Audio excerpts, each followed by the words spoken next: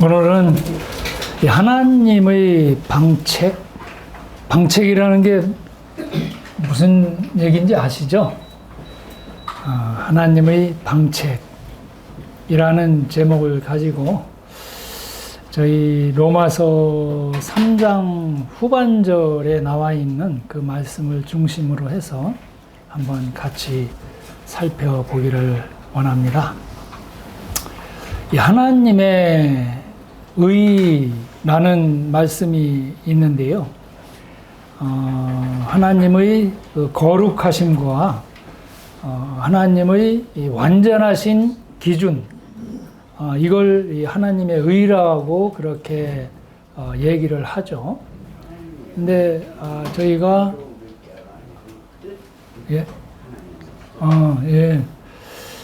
로마서 1장과 2장 또 3장 전반부를 통해서 하나님의 의가 아닌 것은 뭔가를 한번 살펴봤었는데, 그곳에 보면은 하나님을 거스리는 사람들, 1장에 보면은 하나님을 모르는 자들, 또 하나님을 알기는 알지만 하나님을 영화롭게도 아니하고 감사치도 아니하고 오히려 그 마음이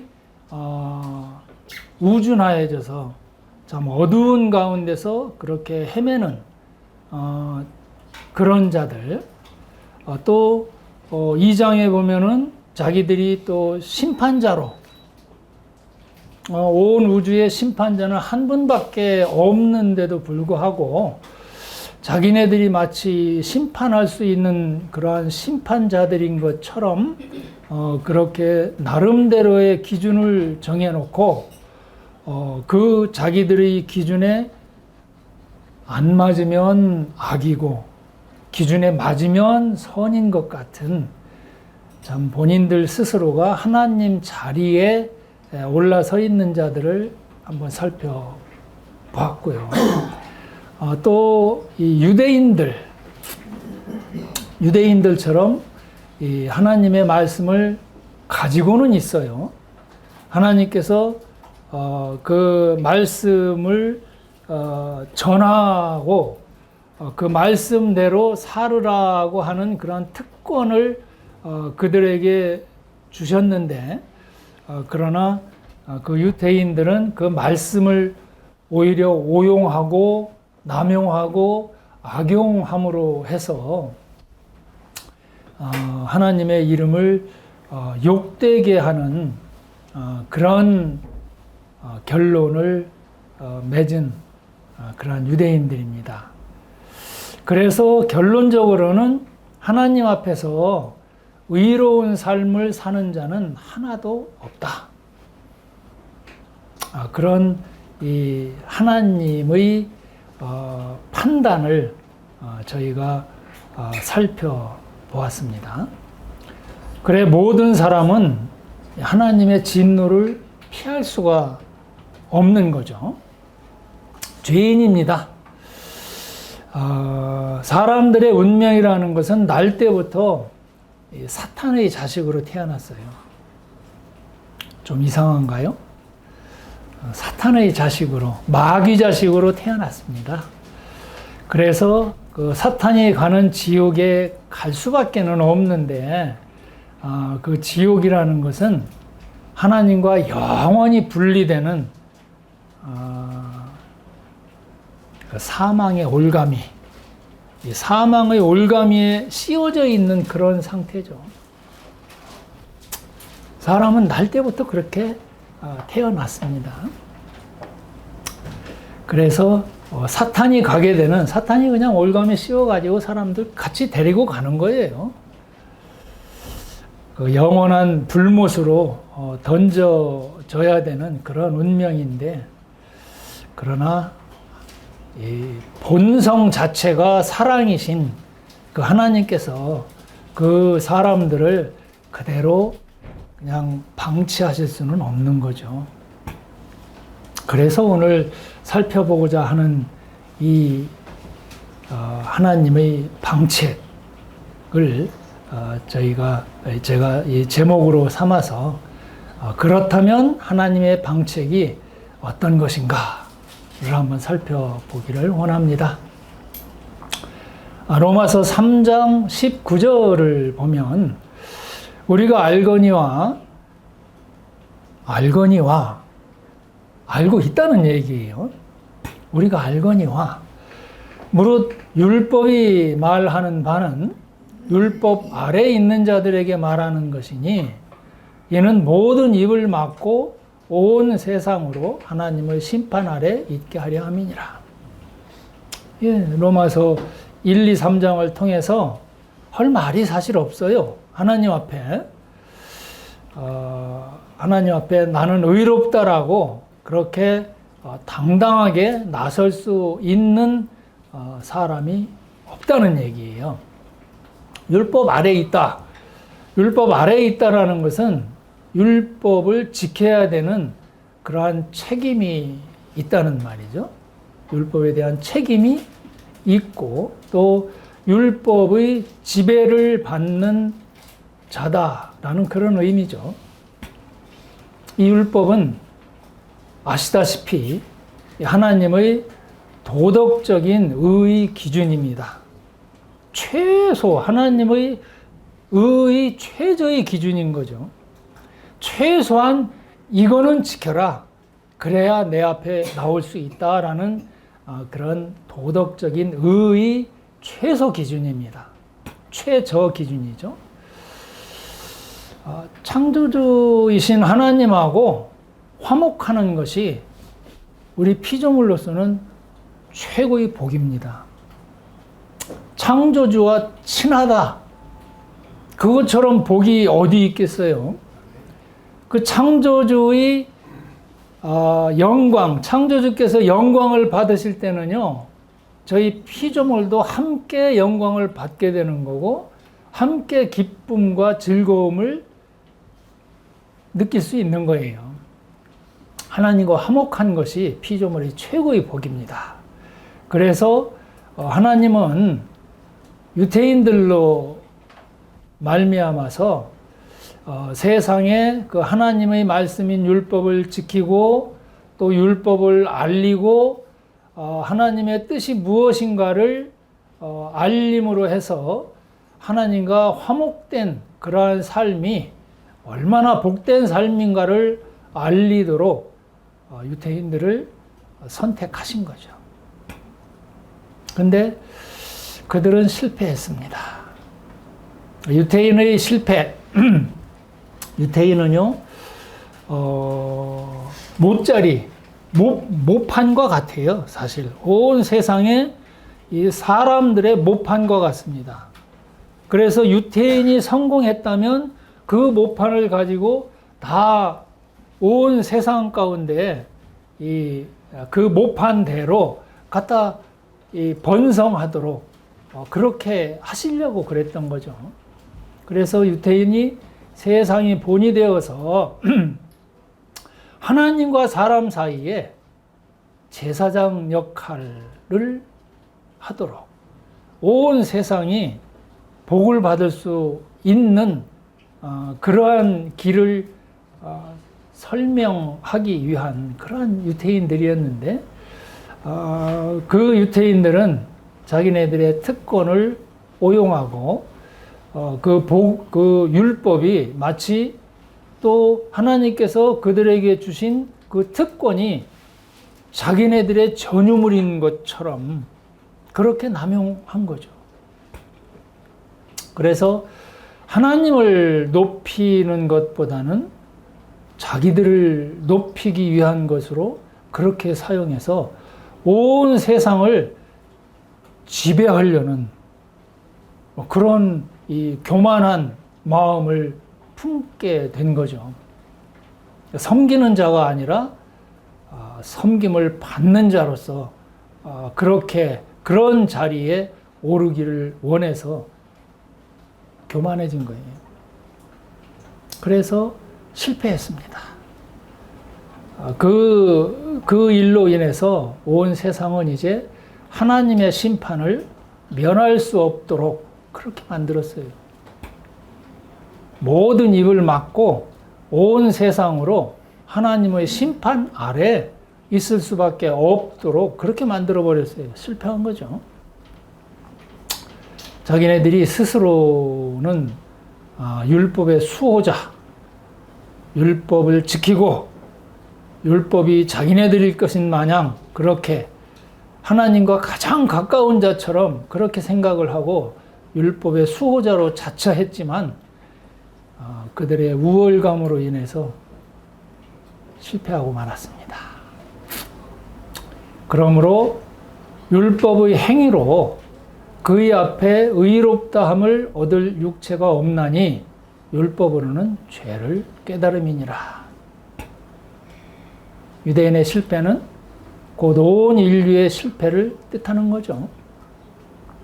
근데 율법은요, 어떻게 보면은 그래요. 세상에 율법을 지킬 수 있는 사람이 없잖아요. 그래서 율법이 하나님과의 화목을 위한 그런 수단이 아니라 사람을 강압하고 죄의 노예로 그렇게 만들고 두려움을 주고 또 무능력한 자로 만들어서 불쌍한 피고인, 피고자, 죄 있는 그런 피고자로 만든 것처럼 보여요. 근데 그러면 율법이 악을 조장한다든지 죄인을 산출해낸다든지 이런 역할이냐? 그렇게 불법적인 것이냐? 그건 아니에요. 율법은 선한 겁니다. 의로운 것이고 거룩한 것이에요. 이게 하나님의 의입니다. 율법이. 다만 사람이 그 기준에 도달할 수 없다. 그래서 사람은 율법 앞에 무력한 자다라는 것을 알게 하는 그러한 역할일 뿐입니다. 율법으로는 죄를 깨닫는 거예요. 그런데 이제는 율법 외에 하나님의 한 의가 나타났으니 율법과 선지자들에게 증거를 받은 것이라. 율법은 지킬 수 없어요. 율법을 들이대면 사람은 무력해져요. 할 말이 없어요. 그냥 올가미에 씌워서 그냥 죄의 노예로 그렇게 끌려갈 수밖에는 없어요. 그래서 하나님께서 준비하신 한 방책이 뭐냐? 21절에 보듯이 율법 외에. 이건 율법의 기준으로 사람을 판단하는 게 아닙니다, 이제는. 율법은 유태인에게 내려진 건데, 이 새로운 율법 외에 하나님의 한 의, 이것은 온 세상에 내려진 겁니다. 이 기준이 이제 달라졌어요. 하나님이 의로 보시는 것에 대한 기준이 이제는 우리에게는 율법이 적용이 안 돼요. 잘 아셔야 됩니다. 오늘 이 말씀만 그대로 받아들이시면 천국 가요. 천국 가요. 하나님께서 이런 사람을 불쌍히 여기셔서 그 방책을 마련해 주시고 율법 기준이 아닌 다른 법, 율법이 아닙니다. 다른 법의 영역으로 인도하십니다. 그래서 이 죄로 인해서 고통받는 자들을 구원해 주시는 그런 하나님의 지혜, 이 하나님의 지혜와 하나님의 능력으로 새로운 법을 우리에게 주셨어요. 하나님은요, 심판자이십니다. 엄하신 심판자예요. 죄는 반드시 응징하실 수밖에 없는 그런 거룩하신 분이세요. 우리는 율법에서 실패했습니다. 그래서 하나님의 심판, 진노 피할 수 없습니다.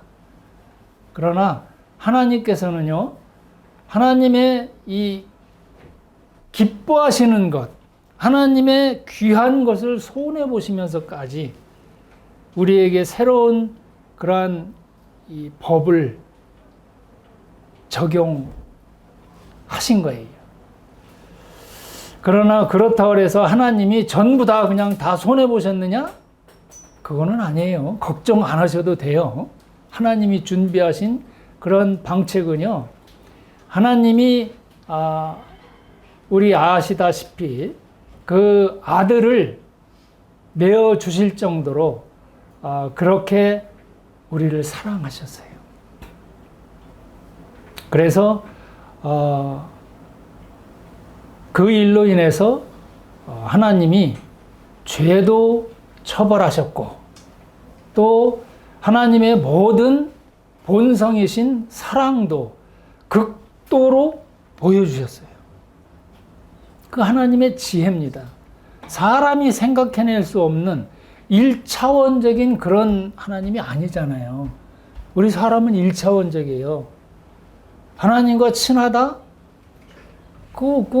우리 다른 이 친구들하고 얘기하고 할 때 그냥 1차원, 1대1로만 얘기해요. 다른 사람하고 동시에 얘기할 수 없어요. 근데 하나님은 무차원이셔요. 세상 모든 사람들과 동시에 얘기하실 수도 있는 그런 무한 차원이신 분이시기 때문에 그냥 한 가지만 가지고 한 가지 기준으로만 그렇게 끝나시는 그런 이 단순하신 그런 하나님은 아니에요. 하나님이 준비하신 것은요, 우리가 생각할 수 없는 참 그런 놀라운 방법으로 하나님의 이 방책을 준비를 하신 거예요. 이 방책은 하나님이 준비하신 것은 보듯이 율법과 선지자들, 구약의 모든 선지자들이 바로 이 하나님의 이 준비하신 이 원리를 증거한 거예요. 약속하셨습니다. 구약을 통해서 선지자들로 또 율법을 통해서 하나님께서 약속하신 그 일에 대한 그 실체가 나타난 거예요. 곧 예수 그리스도를 믿음으로 말미암아 모든 사람에게 미치는 하나님의 의인이 차별이 없다. 모든 사람입니다. 온 세상. 또 시간적으로도 사람이 창조되어지던 그때로부터 이후 세상이 망할 때까지 이 원리는 계속가요. 이건 없어지지 않아요. 하나님의 방책은 2000년 전에요. 2024년이라는 게 무슨 뜻인지는 다 아시잖아요. 예수님이 탄생하신 그 해, 그때를 1년으로 본 거잖아요. 2024년 전에 예수님께서 이 땅에 오셨잖아요. 그래서요, 우리가 알지도 못하는 그런 때에 이미 죄에 대한 것을 예수님께서 다 처리해 놓으셨어요. 우리는 태어나지도 않은 그때 예수님은 다 처리해 놓으셨어요.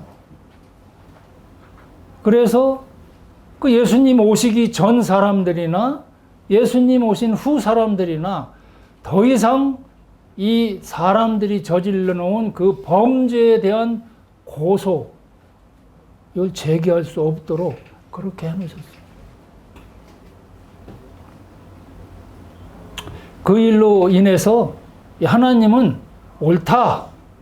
하나님은 옳으신 분이시다. 하나님 잘하셨다. 이런 얘기를 듣는 거죠. 누가 하나님에게 하나님 그게 아닌데요? 그 방법은 좀 이상한데요? 내 취미하고 안 맞는데요? 뭐 이런 얘기 할 수 없도록. 하나님은 정의로우시고 공평하신 분이시고 하나님의 의의를 드러내신 분이십니다. 예수님은 무죄하신 분이잖아요. 죄가 없으신 분이잖아요. 또 예수님의 가치는 하나님이셔요. 하나님의 가치입니다.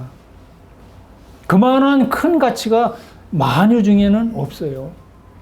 온 세상 사람들이 그 수백억 몇 조 되는 사람들하고 그 예수님 한 분하고 바꿀 수 있느냐? 없어요. 없어요. 예수님은 완전하신 분이세요. 무죄하신 분이세요. 우리는 불완전품이에요. 죄 덩어리예요. 이걸 어떻게 바꿔요? 우리가 아프리카에서 그렇잖아요. 지금도 3초에 한 명씩 애들이 죽는다든가 그렇잖아요. 근데 걔들 죽는 게 나하고 무슨 상관이 있어요? 상관 있어요? 별 상관 없어요. 죽든지 말든지. 근데 만약에 내 자식이 죽는다? 내 자식 손가락 하나 어디 가시 찔렸다? 또 큰 일 나는 거잖아요. 하나님에게 있어서 그 아들의 가치라는 거는 그런 거예요. 아프리카에 있는 수많은 아이들이 죽든 말든 그 별로 상관없어요. 내 자식 조금만이라도 아프면은요, 그거는 온 집안이 다 호들갑 떠는 거예요. 하나님에게 있어서도 그렇습니다. 그냥 우리 지어놓은 죄대로 그냥 심판하시고 끝내시면 끝이에요. 근데 하나님이 그렇게 안 오시고 이렇게 어렵게 힘들게 이렇게 우리를 구원하시기 위해서 그렇게 애를 쓰고 기다리시고 하신다는 게 참 감사할 일 아니에요? 하나님께서 그 예수 그리스도를 화목제물로 보내셨어요. 하나님과 다시 화목할 수 있는 그런 제물로. 하나님은 참 모든 사람에게 햇빛과 비를 내려주시듯이 모든 사람에게 다 해요. 하나님이 마음에 드는 사람에게만 내려주는 거 아니잖아요. 악인에게도 참 극악무도한 살인자에게도 하나님은 공평하게 주시고 기회를 제공하시는 겁니다. 하나님의 심판도 모든 사람에게 내려요. 피해갈 수 있는 사람 없어요. 그렇듯이 하나님의 은혜도 모든 사람에게 내려요. 그걸 내가 어떻게 반응하느냐에 따라서 내 운명이 결정되는 거죠. 계명, 10계명입니다. 10계명. 다 아시죠? 나 외에는 다른 신들을 너에게 잊게 말지니라. 너를 위하여 새긴 우상을 만들지 말지니라. 너의 하나님의 이름을 망령되이 일컫지 말라. 안식일을 기억하여 거룩히 지키라. 이 사람이요, 에덴 동산에서 너 하나님처럼 될 수 있어. 내 말만 들어. 이렇게 이 사탄이 유혹을 했어요. 그건 거짓말이죠. 사실은 거짓말이에요. 우리가 유혹에 넘어가는 거는 항상 거짓말에 속아요. 뭐 대단한 게 이 준비가 돼 있고 정말 그 실체가 있어서 속아 넘어가는 거 아니에요. 다 거짓말이에요. 사기치는 거예요. 이 사탄이라는 이름 자체가 속이는 자, 사기치는 자, 그런 뜻이에요. 그 사탄에 의해서 속아 넘어갔어요. 그래서 그 말씀대로 선악과를 따먹어봐. 그러면 하나님처럼 될 거야. 그래서 따먹었잖아요. 그리고 나서 그 눈이 밝아졌다고 그랬어요. 그 눈이 밝아졌다는 것은 나름대로 선과 악에 대한 기준을 세울 수 있는 능력이 생겼다는 거예요. 그 전에는 그런 게 없었잖아요. 선악과를 따먹음으로 해서 선과 악에 대한 기준을 세울 수 있는 능력.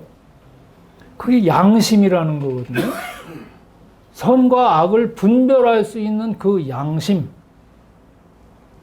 그래서 하나님처럼 될 거다라고 했는데 겨우 눈이 밝아져 가지고 본 게 뭐냐면 자기 벗은 거. 아이고 내가 벗었네. 그거 아는 거예요. 얼마나 불완전합니까? 그 양심이라는 게요. 그렇게 불완전한 거고 그렇게 참 제한적인 거예요. 그래서 자기 눈으로 자기 기준으로 봐요. 양심이 있다고 하지만 자기 기준이에요. 나한테 불리하면 악, 나한테 유리하면 선, 이렇게 봐요. 사람은. 자기 기준입니다. 상대적인 기준이죠. 근데 하나님의 기준은요, 절대적이에요. 하나님조차도 그 율법에 그 아래 들어가셨어요. 얼마나 그 율법이 절대적인지, 하나님의 그 기준이 절대적인지, 그거는요, 어느 시대를 막론하고 그 율법에 적용이 안 될 수가 없어요. 어느 지역 막론하고. 이 십계명이 그런 거예요. 근데 이 사계명까지는 하나님을 향한 계명입니다. 하나님과 사람 사이의 질서, 그 질서를 어기지 마라. 하나님을 하나님으로 대접할 줄 알아라. 그래야 나하고 친할 수 있다. 그런 얘기.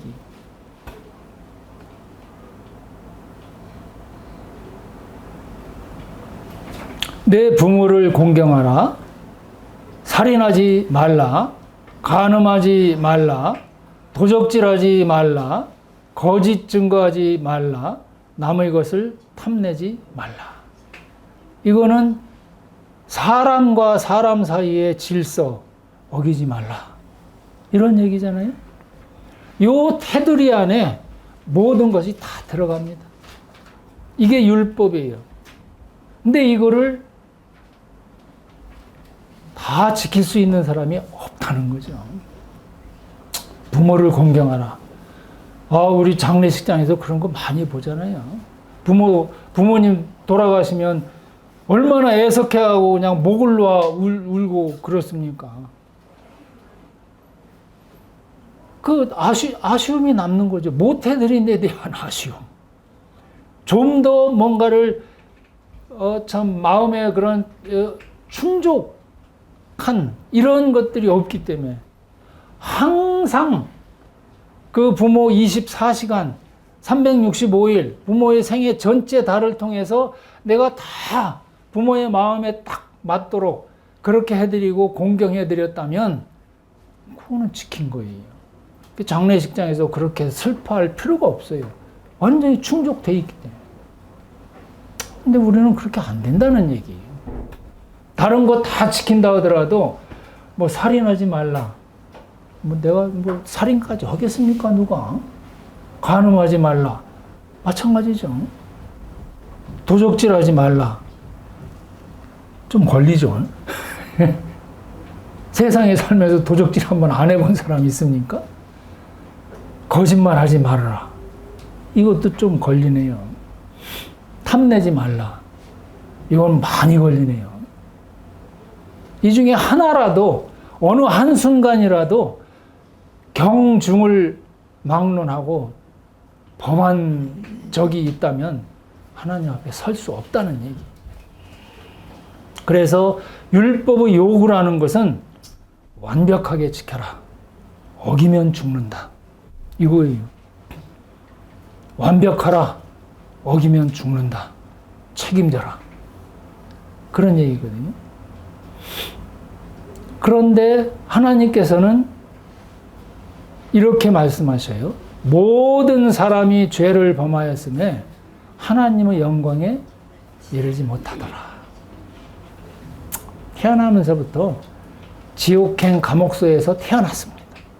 사람은 감옥소에서 태어났어요. 좀 불공평한 거 아닙니까? 이렇게 따질 수도 있겠죠. 내가 태어나고 보니까 내가 원한 것도 아니고 내가 선택한 것도 아니고 태어나고 보니까 지옥 감옥소에, 지옥행 감옥소에 그렇게 출생지가 그래요. 이 억울하다. 그렇게 생각할 수도 있겠지만 그럴 것도 없어요. 살다 보니까 내가 율법 못 지키는 게 맞더라. 그러면 당연하구나. 그냥 당연한 거 당연하게 그렇게 처리했을 뿐이에요. 그 사람이 아니야, 내가 만약에 천국에서 내가 태어났다면 나는 죄 안 지을 수도 있을지 몰라. 그렇게 생각하시나요? 천국에서 태어났다고 출생지가 천국이라고 죄 안 지을 자신이 있나요? 그럴 사람 없어요. 그래서 하나님하고 화목하고 그 앞에 나설 가치나 자격은 사람은 없습니다. 하나님의 존엄하심, 거룩하심 이런 것들과 사람은 너무 멀리 떨어져 있어요. 그냥요 지옥 가는 거 하나도 안 어려워요. 그냥 있으면 돼요. 그냥 그대로 살던 그대로 살면은 그냥 지옥 가요. 정해진 거니까. 하나님의 심판이라는 것은요, 유죄 선고를 때리는 거예요. 넌 죄인. 그래서 죄 있는 사람이 하나님의 존전에 나갈 수가 없습니다. 다 하나님의 영광에 이르지를 못합니다.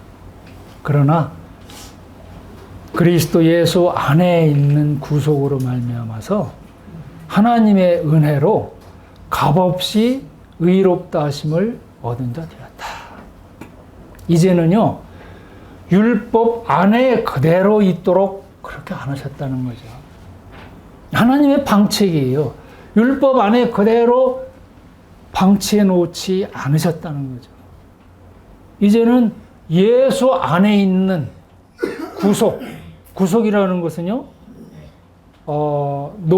노예를 돈을 지불하고 노예를 사와서 자유롭게 해방시키는 거예요.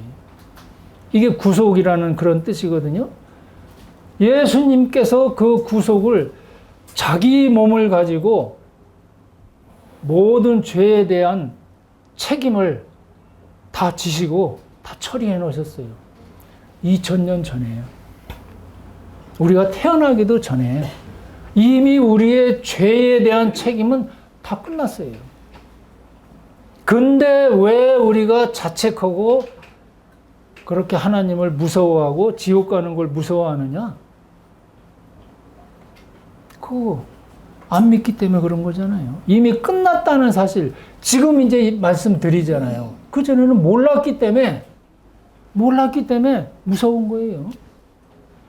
그런데 이제 하나님께서 그리스도 예수 안에 있는 구속으로 말미암아서 하나님의 은혜로 값없이 의롭다 하심을 얻은 자 되었다. 내가 의로운 게 아니에요. 나는 거룩한 사람이 아닙니다.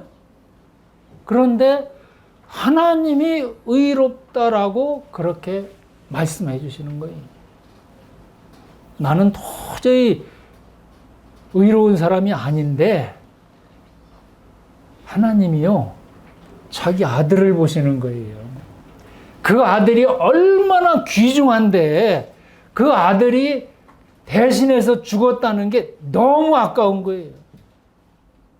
그래서 우리 같은 사람들을 그냥 그래 그 예수 내 아들이 대신해서 죽었다는 그 사실 하나만 믿어주면 새로운 법, 율법이 아니라 믿음의 법, 그 안에서 다 용서해 줄게. 이미 용서했어. 그것만 믿어. 그러면 나하고 친할 수 있어. 나하고 화목할 수 있어. 그렇게 말씀하시는 거예요. 그래서 칭의라고 해요. 의롭지는 않지만 하나님이 의롭다라고 선고해 주시는 거예요. 법적 용어입니다. 다 끝났다는 얘기죠. 죄에 대한 모든 처리가. 25절을 보면 이 예수를 하나님이 그 피로 인하여 믿음으로 말미암는 화목 제물로 세우셨으니 이는 하나님께서 길이 참으시는 중에 전에 지은 죄를 간과하심으로 자기의 의로우심을 나타내려 하십니다. 죄가 다 처리됐는데 또 물어? 또 죄에 대한 책임을 우리가 져? 그런 하나님이 아니라는 거예요. 하나님은 거룩하시고 거짓말 안 하시고 의로우시고 공평하시고 공정하시고 정의로우신 분이기 때문에 이미 다 치러진 내 죄값에 대해서 다시 또 묻거나 또 죄 졌잖아. 지옥 가야 되잖아. 이렇게 하실 수가 없으신 분이에요. 그게 하나님이셔요. 그래서 그 일을 이루어 놓으시고 우리로 하여금 25절 로마서 3장 25절의 말씀을 우리에게 해방 선언문으로 딱 주셨어요. 이 예수를 하나님이 그 피로 인하여 예수님의 피지요. 예수님의 피라는 것은 십자가에 의해서 돌아가신 그 예수님의 죽음을 얘기합니다. 그 보혈, 참 죄 없으신 그 예수님의 그 보혈이 나한테 발려진 거예요. 나한테. 그래서 내 죄를 보시는 게 아니에요. 나한테 발려진 그 예수님의 그 보혈, 그걸 보시고 그 보혈의 가치, 이걸 보시고 나를 의롭다 라고 그렇게 간주해 주시는 거예요. 영어로 보면 카운터입니다. 카운트. 계산하다. 끝났다. 이렇게 말씀하시는 거예요. 이것은요, 해방선언문입니다. 우리의 해방선언문이에요. 더 이상 너희는 율법 적용이 안 돼. 보혈의 적용이야. 믿음의 법. 이 믿음의 법 안에서 내가 너희를 볼 거야. 그 믿음 안에서 그 예수님이 나를 위해서 돌아가셨다는 그 사실, 그거를 마음에 받아들였느냐, 그렇지 않았느냐, 요거만 내가 따질게. 이게 하나님의 선언문입니다. 공포하셨어요. 이 로마서 3장 25절을 통해서. 믿을 수 있겠지. 이거 믿으면은요, 하나님의 자녀가 된다라고 하나님이 그렇게 약속하셨어요. 하나님의 자녀. 하나님이 왜 우리를 자녀로 만들어 주시느냐? 하나님의 것을 주시기 위해서 그래요. 하나님의 상속자. 자녀라는 것은 하나님의 상속자입니다. 하나님이 만드신 그 좋은, 그 어마어마한 것들을 우리와 공유하셔서 함께 하나님께 영광을 돌리고 우리도 높아지는 거죠. 함께 영광 받기 위해서 공유하시는 거예요. 하나님의 모든 것을. 그게 자녀의 자격입니다. 그걸 주시겠다는 거예요. 믿어라. 왜 아직까지도 안 믿느냐? 이렇게 오래됐는데도 왜 아직까지 마음 문을 안 여냐? 하고 하나님이 참 애통해 하시는 겁니다. 곧 이때에 자기의 의로우심을 나타내서 자기도 의로우시며 의로우시잖아요. 다 처리하셨어요. 하나님 스스로가 다 처리하셨어요. 오라 라고 부르시는 거예요. 자기도 의로우시고 또 예수 믿는 자를 의롭다 하려 하심이니라. 우리가 거룩한 사람은 아니라니까요. 하나님이 그렇게 불러주시는 거라니까요. 하나님이 곱게 봐주시는 거예요. 하나님이 그 자녀로 그렇게 입양시켜 주시는 거예요. 우리는 자격 없지만 하나님의 사랑으로 인해서 그렇게 봐주시겠다는 거예요. 안 받아들이시겠어요? 아직도 뻗대시면서 이 선언문을 나는 못 믿겠는데요. 그러시겠습니까? 아니요. 예, 그게 믿은 겁니다. 그게 믿은 거예요. 예전에 그랬잖아요. 그 링컨 대통령이 흑인들 해방했잖아요. 예? 해방 선언문 딱 그렇게 선언을 했는데 흑인이요.